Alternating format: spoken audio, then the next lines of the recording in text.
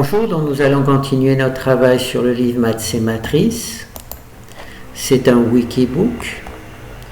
On est dans Propriétés et applications, Produits scalaires, la décomposition singulière,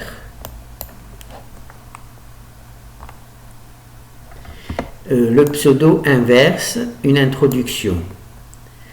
Alors, on a déjà vu une vidéo où on a utilisé le pseudo-inverse gauche, le pseudo-inverse gauche pour résoudre des problèmes. Là, on va voir les deux pseudo-inverses, celui de gauche et le droit, et on va voir le code qui permet d'obtenir ce résultat. Alors on va juste revoir un petit peu. Alors la fonction qui calcule le pseudo-inverse gauche, c'est celle-ci.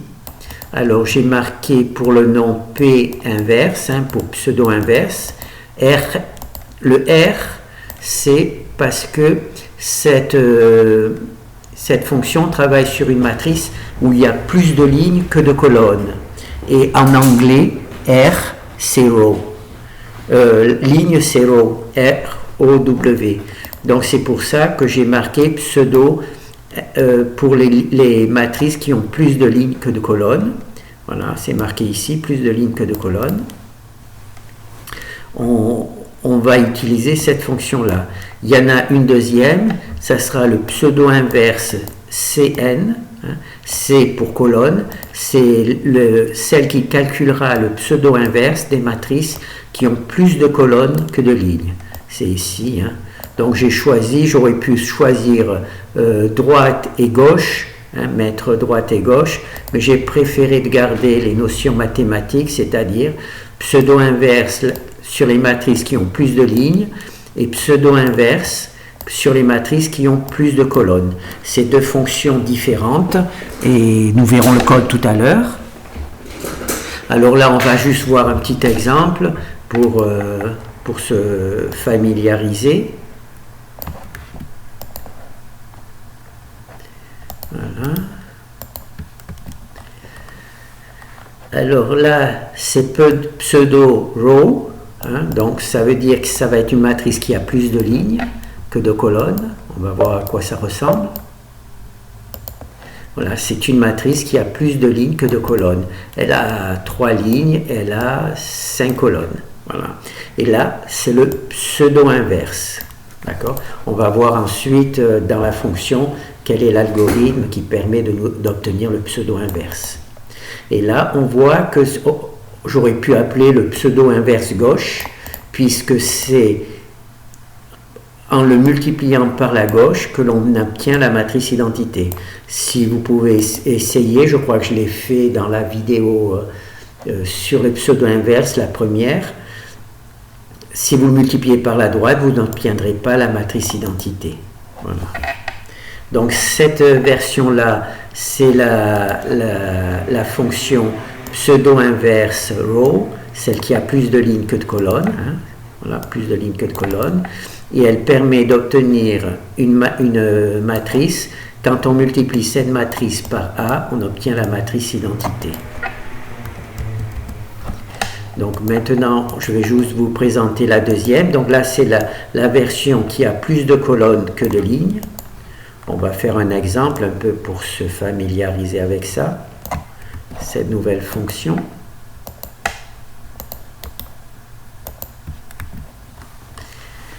Voilà. Donc là, on se rappelle, colonne, n, ça veut dire qu'il y a plus de colonnes que de lignes. Et là, pseudo-inverse.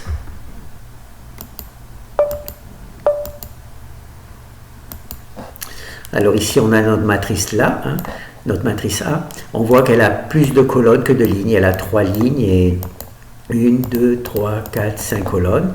On calcule le pseudo-inverse. On calcule le pseudo-inverse. Et quand on multiplie cette fois-ci, c'est par la droite. C'est par la gauche. C'est par la gauche quand il y a plus de lignes que de colonnes, et c'est par la droite quand il y a plus de colonnes que de lignes, et on obtient bien la matrice identité.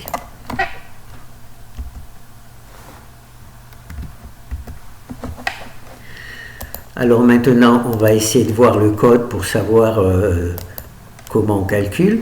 Alors je vous ai mis la fonction, celle qui a plus de lignes que de colonnes sur la gauche, et la fonction, celle qui a plus de lignes que de colonnes, et celle qui a plus de colonnes sur la droite. Voilà. Alors on voit qu'elles sont assez symétriques. Alors le principe c'est simple, on calcule les deux vecteurs singuliers. Alors il y a le vecteur singulier U et V, le vecteur singulier U et V dans les deux cas. Simplement ici on prend la transposée de A, alors qu'ici on travaille avec la matrice A. D'accord? On travaille avec la transposée de A et avec la matrice A. Comment on fait à se rappeler de manière mémotechnique? Cette fonction-là,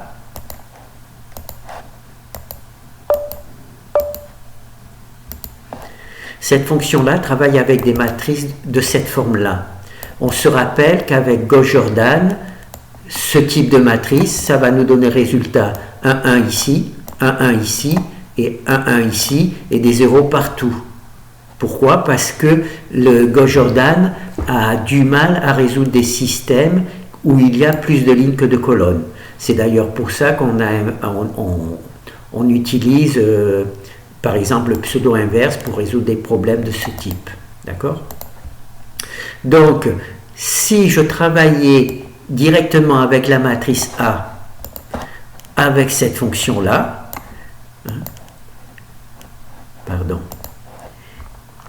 et que je l'introduisais, non pas la transposée, mais A, eh bien, vous vous rappelez peut-être, mais la valeur singulière, les vecteurs singuliers sont calculés à partir de la fonction Gauss-Jordan free variable.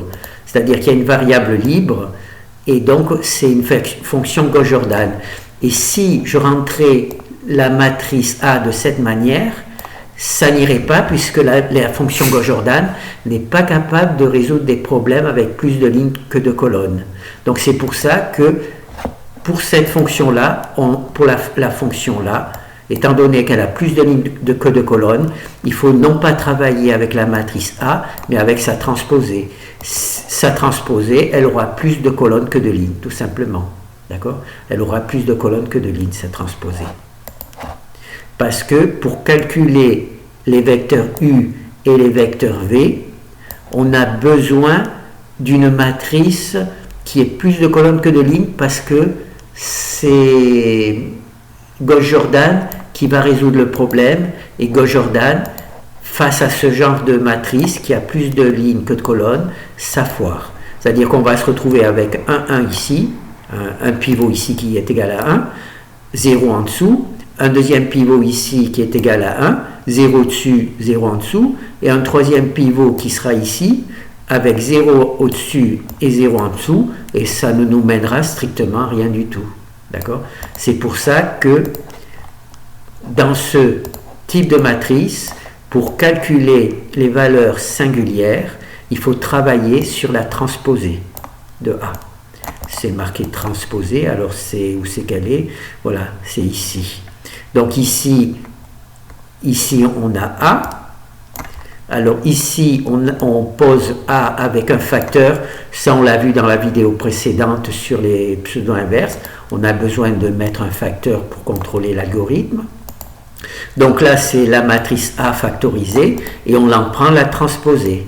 On en prend la transposée parce qu'on se retrouve avec une matrice comme ça que Gauss-Jordan n'est pas capable de travailler. Donc on la transforme là c'est en 5 lignes et 3 colonnes, on va la transformer en une matrice de 3 lignes et de 5 colonnes.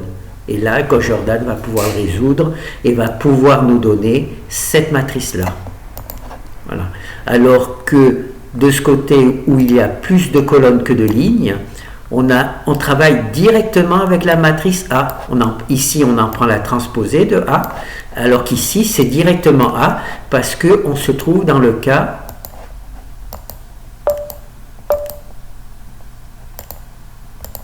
de matrice où il y a plus de colonnes que de lignes. Et là, Gauss-Jordan, il est tout à fait capable de résoudre ce type de système. alors que ce style de système, Gauss-Jordan n'est pas capable. Pourquoi je parle de Gauss-Jordan? Parce qu'on a vu que les fonctions qui calculent les vecteurs singuliers utilisent l'algorithme de Gauss-Jordan. Donc c'est pour ça que ici c'est transposé et ici c'est directement la matrice. Ensuite ici il y a l'algorithme qui permet de calculer les valeurs propres. Je dis les valeurs propres, mais c'est les valeurs singulières. Il faudra peut-être que je corrige. C'est les valeurs singulières. Alors, pour calculer les valeurs singulières, c'est un algorithme que l'on a vu précédemment. Il faut prendre la transposée de U multipliée par A multipliée par V. Et là, il est important d'utiliser A et pas le A factorisé. Voilà. Donc, si vous utilisez le A factorisé, ensuite il faudra multiplier votre résultat par l'inverse du facteur. Voilà, c'est tout simplement. Si vous utilisez ici, là j'ai mis A, mais si je voulais utiliser le A factorisé, eh bien, je serai obligé ensuite, pour les valeurs propres, de les diviser par le facteur. C'est pour ça que je mets directement A. D'accord? Pour éviter de faire un calcul supplémentaire. Et là, c'est vraiment A. Hein. Oui, c'est ça. C'est le facteur de A. D'accord? Et là, c'est exactement le même algorithme. Hein. On va travailler sur A. D'accord? Sur A. Et pas le facteur. Si vous introduisez ça, c'est possible. Vous pouvez mettre le A factorisé. Mais ensuite, vos valeurs propres, il faudra les multiplier par l'inverse du facteur. Donc c'est juste des calculs pour rien. Donc l'algorithme qui permet de calculer les valeurs singulières, hein, c'est une matrice diagonale, hein, calculer les valeurs singulières, et bien c'est la transposée de U. U c'est le vecteur singulier, U, hein, qu'on a calculé ici. Le transposé du vecteur U, c'est ici qu'on calcule la transposée du vecteur U, multiplié par A, notre vraie matrice A, hein, celle qu'on est rentré au départ, multiplié par le vecteur V. C'est le vecteur singulier V que l'on a calculé au-dessus. Bon, je ne peux pas entrer dans l'algorithme dès qu'il calcule les vecteurs U et V, puisqu'on est dans la fonction pseudo-inverse. Donc là, on se retrouve donc avec les valeurs singulières. Donc c'est une matrice diagonale, les valeurs singulières, c'est juste une matrice diagonale. Alors, ici, on calcule simplement, dans la partie pseudo-inverse, on calcule simplement l'inverse de... Oh là, on calcule simplement, donc là on a nos valeurs singulières, hein, c'est une matrice diagonale. Là on calcule l'inverse des valeurs singulières, donc on se retrouve avec une matrice diagonale dans laquelle il y a l'inverse des valeurs singulières, d'accord? Et là, il y a un petit subterfuge. Je vais donc faire comme s'il n'y en avait pas, et c'est à vous de deviner, hein, le subterfuge. Voilà, donc là j'ai mes valeurs, c'est une matrice diagonale, dans lequel il y a les valeurs propres, c'est exactement les mêmes qu'ici. Ce n'est pas les mêmes qu'ici, puisque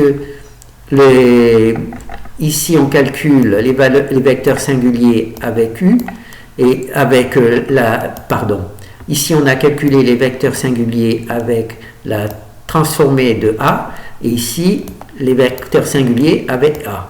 D'accord? Mais en fait, comment dire,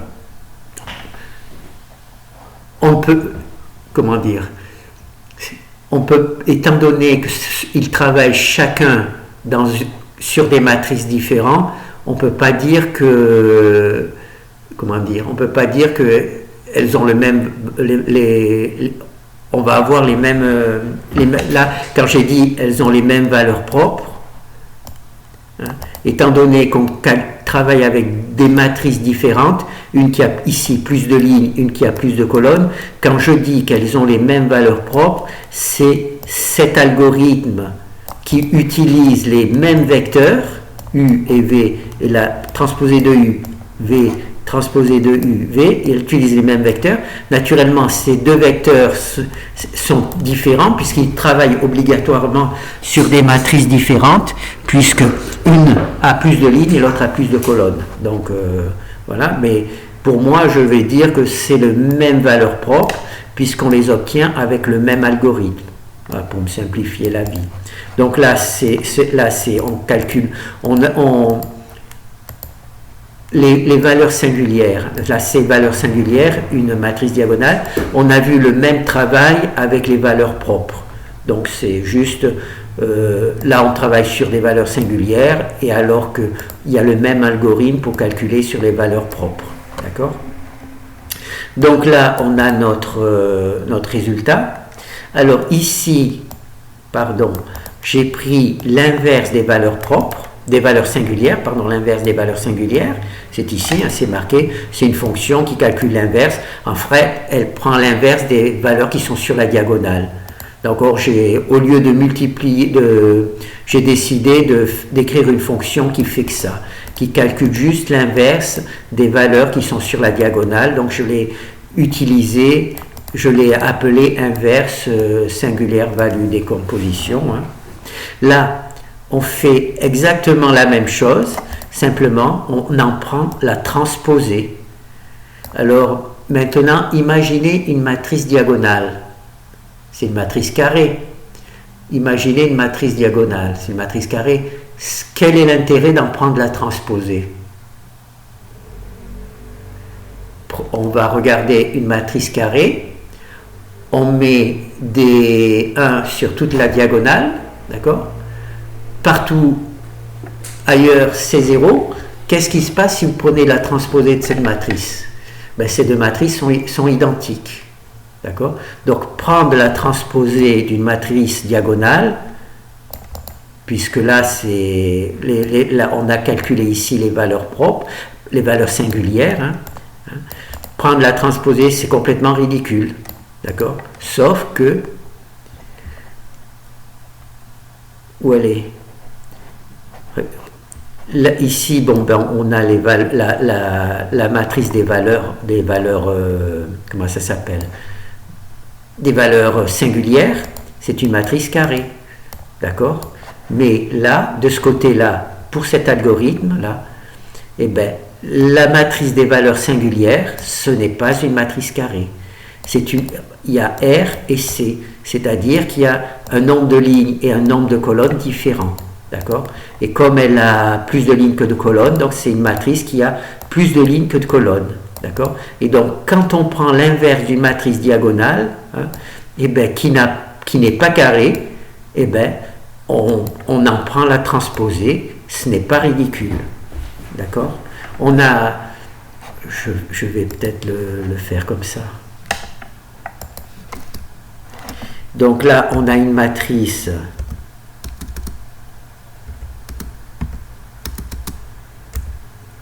Voilà, là on a une matrice diagonale. Si elle est carrée, j'en prends la transposée, c'est la même chose. D'accord?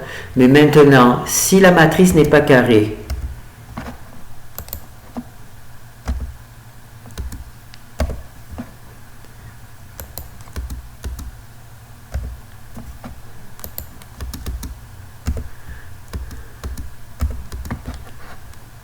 j'espère que c'est...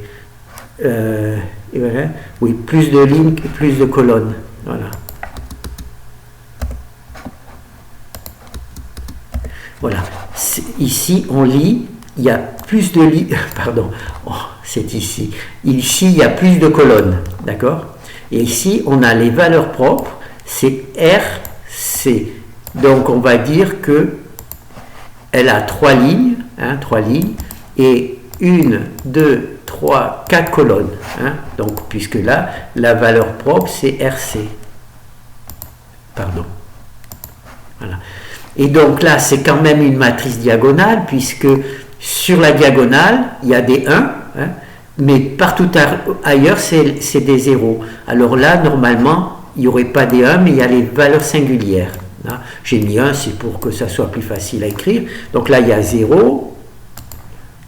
Là, il y a 0. Et là, il y a 0. Alors ça, c'est une matrice diagonale, comme toutes les autres, mais elle n'est pas carrée. C'est pour ça que on en prend ici la transposée de cette matrice. Hein. On prend la transposée de cette matrice. Et alors la transposée de cette matrice, ça fait quoi? Alors il y a 3 lignes. Donc ici, il y aura 3 colonnes. Voilà. Et ensuite, il y a 1, 2, 3, 4 trucs. Donc ça va faire 1, 0, 0. Donc, et encore, il m'en manque une. Ah là, par contre, je ne l'ai pas mis au bon endroit. Voilà. 1 et 0. Voilà. Vous voyez, cette ligne-là, ça devient cette colonne-là. Cette ligne-là devient, pardon, oh là là, cette ligne-là devient cette colonne-là. Hop, hop, hop. Et cette ligne-là devient cette colonne-là. Alors, je crois qu'il me manque une ligne. Hop, hop, hop. Voilà. Alors il y a 3, non, j'en avais mis juste bonne. Voilà. Toc, toc, toc. Voilà. C'est marrant, j'ai du mal à gérer. Hein. Donc là, il y a 3 lignes et 4 colonnes. Et là, il y a 3 lignes et 4 colonnes. Et là, il y a 3 colonnes et 4 lignes. Voilà. D'accord? Et donc, c'est pour ça qu'il est important de voir que quand on prend la transposée d'une matrice diagonale, une matrice diagonale n'est pas nécessairement carrée. Elle n'est pas nécessairement carrée. Si elle est carrée, prendre la transposée d'une matrice carrée, c'est un peu ridicule. C'est un peu ridicule. Par contre, il faut savoir qu'il y a des matrices qui sont diagonales hein, dans notre travail, mais qui ne sont pas carrées. Et là, malheureusement, il va falloir, on en prend ici la transposée. D'accord ? Et pourquoi on en prend la transposée ? Parce que si on n'en prenait pas la transposée, la taille de V, ici, on va multiplier l'inverse des valeurs propres par V par la gauche et par transposée de U par la droite. Exactement de la même manière. Mais là, la matrice carrée, puisqu'on voit ici que la matrice est carrée, hein, c'est colonne-colonne, donc la matrice là, la matrice, l'inverse de U est bien carrée, hein, donc là, il n'y a pas de problème. Par contre, ici, si on ne prenait pas la transposée pour effectuer ce calcul, eh bien, la taille de V et la taille de U ne seraient pas compatibles avec la matrice inverse des valeurs propres. C'est-à-dire, si je prenais juste l'inverse et que je l'installais ici, ça bloquerait parce que la taille de la matrice n'est pas compatible. Et c'est toujours la matrice inverse. Simplement en prenant la transposée, eh bien, les choses se passent que la taille de V et la transposée des valeurs singulières, de l'inverse des valeurs singulières, correspond bien à V pour la multiplication et à la transposée de U. D'accord ? Et donc là, une fois qu'on a fait, là c'est pour calculer l'algorithme, c'est tout simple. Une fois qu'on a V, les vecteurs singuliers V, qui sont calculés ici, une fois qu'on a U, le vecteur singulier U qui est calculé ici, hein, le vecteur U, on prend la transposée de U, hein, et quand on multiplie V par la matrice inverse des valeurs singulières et par la transposée de U, on obtient tout simplement le pseudo-inverse. Voilà. Simplement, il faut juste savoir que le véritable inverse des valeurs singulières n'a pas la bonne taille. c'est la transposée des valeurs singulières. C'est la transposée des valeurs singulières qui a la bonne taille pour que le produit là soit correct. Voilà. Et donc directement, on calcule le pseudo-inverse. Donc, petit résumé, là on a deux fonctions, une qui travaille, qui a plus de lignes, une qui a plus de colonnes. C'est exactement le même algorithme. On calcule les valeurs, les vecteurs singuliers. Alors, quand il y a plus de lignes, il faut travailler sur les transposés. On se rappelle, parce que la matrice n'est pas compatible sinon. Pour truc. Donc, on calcule donc les vecteurs singuliers U et V. Ici aussi, on calcule les vecteurs singuliers U et V. Dans un cas sur A et dans l'autre cas sur la transposée de A, parce que là, il y a plus de lignes. Donc, Gauss-Jordan n'accepte pas. Donc, c'est pour ça qu'on prend la transposée. Ensuite, là, c'est un algorithme qu'il faut connaître. Pour calculer les valeurs singulières, il suffit de multiplier par la transposée de U, le premier vecteur, multiplié par A, multiplié par V. Voilà. Une fois qu'on a U et V, pour obtenir les vecteurs singuliers, c'est-à-dire une matrice diagonale sur laquelle il y a les vecteurs singuliers, il suffit de faire ce petit calcul-là. On fait exactement ici le même calcul, on prend U et V et on fait le même calcul. Ici, on calcule la matrice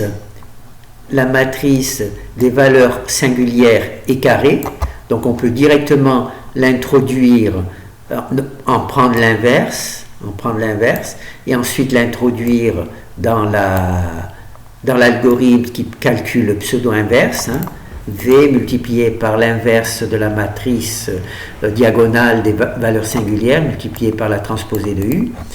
Par contre, ici, si on prend juste l'inverse de la matrice des valeurs singulières, eh bien, les matrices V et transposée de U ne seront pas compatibles pour faire le calcul. C'est pour ça que l'on doit prendre la transposée de cette matrice. Donc on prend la transposée des valeurs singulières que l'on a calculées ici, avec l'algorithme, le même qu'ici, on a les valeurs. Simplement, comme on sait que la taille n'est pas compatible, on va en prendre la transposée, ça ne change rien. Si je mets ici 1, 2 et 3,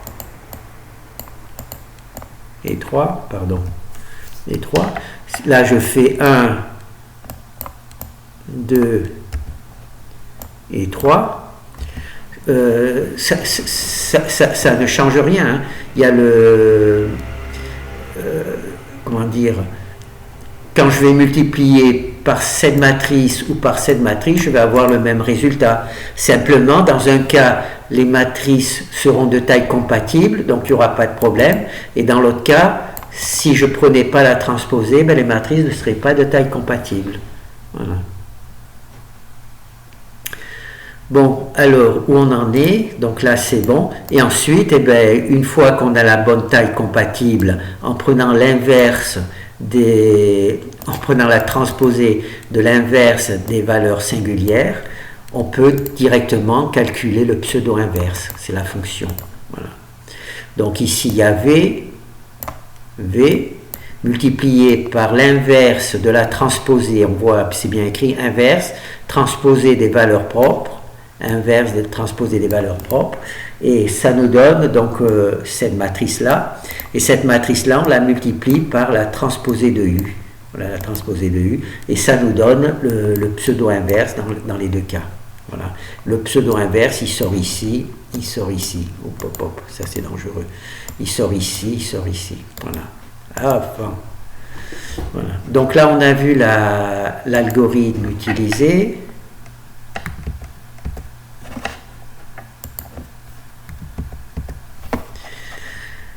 Alors, on retourne en arrière. Alors là, c'est juste pour vous montrer. On avait déjà vu ça dans la vidéo sur les pseudo-inverses dont on avait étudié les quelques applications.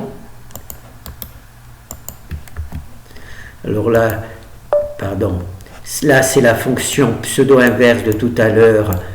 R, ça veut dire qu'il y a plus de lignes, row. Alors là, on va utiliser un facteur. Alors là, on va travailler avec de très gros chiffres. Hein. C'est des chiffres, 6 chiffres, c'est des nombres de 6 chiffres, hein. C'est énorme. Hein. Et pour que le résultat soit correct, j'ai trouvé la méthode qui consiste à introduire un facteur. On va voir le résultat. Alors ici, on a notre matrice A. Comme on voit, c'est plus 1, 2, 3, c'est 171 357. Hein, c'est vraiment de gros chiffres. Là, on calcule le pseudo-inverse et on obtient toujours la matrice identité. Voilà. C'est ici, hein, pseudo-inverse, hein, le pseudo-inverse plus de lignes. Et quand on multiplie le pseudo-inverse par A, on obtient la matrice identité. Et on obtient bien la matrice identité. Et si, par exemple, ici, je ne mettais pas le... Comment ça s'appelle? Le facteur. Alors, pour neutraliser le facteur, c'est tout simplement 10 puissance 0, ça fait 1. Là, c'était 10 puissance moins 6. Là, c'était 10 puissance moins 6. Maintenant, si je fais 10 puissance 0, c'est comme si je multipliais par le facteur 1. Donc, ça ferait truc. Et là, on va voir qu'il n'y a plus rien qui marche. Voilà. Vous voyez, là, on n'a plus notre pseudo-inverse. Il n'y a plus la matrice identité. Parce que j'ai craqué, j'ai neutralisé le facteur qui permet d'avoir les bons calculs. Vous voyez, donc là, il n'y a plus le bon truc. Je peux le faire plusieurs fois. Hein. Il y a plusieurs exemples. Ben là, de temps en temps, c'est vrai, malgré le truc, on obtient le bon résultat. Mais en règle générale, on n'obtient pas le bon résultat. Voilà. Maintenant, je vais remettre le 6. Hop, hop, hop. Voilà. Là, c'est bon. Là, c'est bon. Là, c'est bon. Là, c'est bon. Là, c'est bon. Là, c'est bon. Là, c'est bon. Je vais garder les doigts. On voit pas les calculs. Ah, mais je pensais qu'on verrait les calculs, mais on ne voit pas les calculs. Bon, ben tant pis. Voilà. Vous voyez, on continue. Vous voyez ? Et maintenant, je vais remettre 0. C'est-à-dire que je supprime le facteur. Et voilà. Alors ça arrive que quand il n'y a pas le facteur, et par exemple, là ça a fonctionné. Mais en règle générale, on voit qu'il y a régulièrement des erreurs, alors que quand on utilise le facteur, il n'y a plus d'erreur du tout. Voilà. Donc là, on va truc. Alors là, on a vu... Je vais peut-être fermer un petit peu.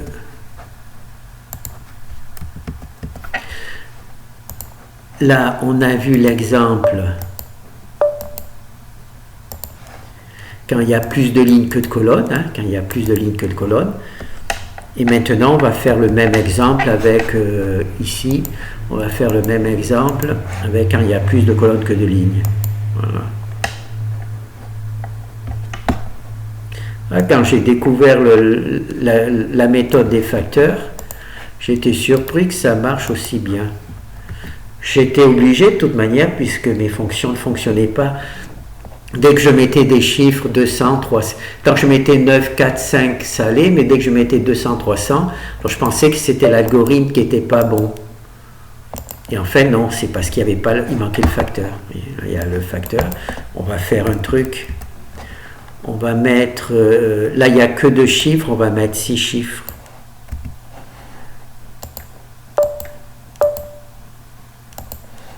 Voilà, vous voyez, même 6 chiffres, on a vraiment le 0. Et là, donc là, c'est la version où il y a la version C, hein, il y a plus de colonnes que de lignes. On va en faire quelques-uns. Vous voyez ?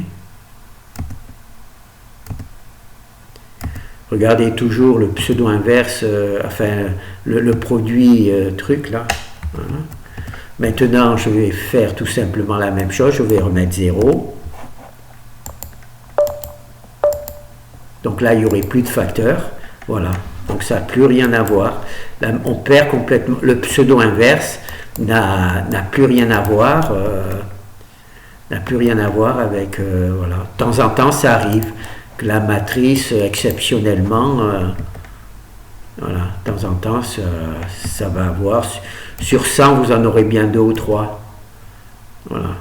Et on voit que c'est presque les pseudo inverses. Il y a 1, 0, là 9 c'est pratiquement 1, et là c'est pratiquement 1, là c'est presque 0, mais enfin il y a quand même des valeurs, voilà. Et là carrément ça a foiré. Et si je remets mon 6, voilà, hop, c'est bon, hop, c'est bon, hop. C'est bon.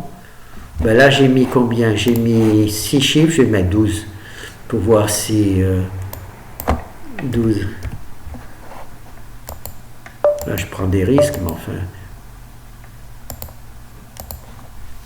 Ah oui, même 12 chiffres, waouh! C'est vraiment le vrai pseudo. Hein. C'est pas rigolo, puisqu'il met quand même 12 chiffres après la virgule exacte. Waouh! Waouh! Eh ouais, c'est le vrai pseudo, c'est pas le faux de faux, hein, puisque quand on multiplie A par pseudo inverse, on obtient 12 chiffres après la virgule nulle. Voir si au bout d'un moment on en fait quand même un qui apparaît, ben non. Hein. On va voir si l'autre version est aussi a le même résultat. Donc là c'était quand il y a plus de colonnes, maintenant, hop, hop, hop. Maintenant, c'est quand il y a plus de lignes, on va mettre aussi 12 chiffres après la virgule. Alors, j'ai bien mon pseudo inverse 6.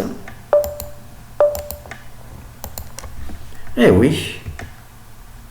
Eh oui. Ah, ben c'est un bon algorithme. Oui. On a bien tous les zéros. Tous les zéros. Et là, juste pour se rappeler, hein, si on neutralise ce truc, on le met à 0. Hein. Donc ça c'est 10 puissance moins 6, hein, 10 puissance moins 6, et là c'est 10 puissance 0, et 10 puissance 0 c'est tout simplement 1, c'est-à-dire que je multiplie, ben, je peux peut-être directement mettre 1 comme ça, voilà, je mets tout simplement 1. Et là il n'y a plus rien qui marche, il n'y a plus rien qui marche. Et là, le pseudo inverse n'est plus capable de redonner la matrice identité. On va juste réparer pour repartir sur un bon. Voilà. Ne pensez pas que 12 chiffres après la virgule, l'algorithme permettait d'obtenir 0, 12 chiffres après la virgule.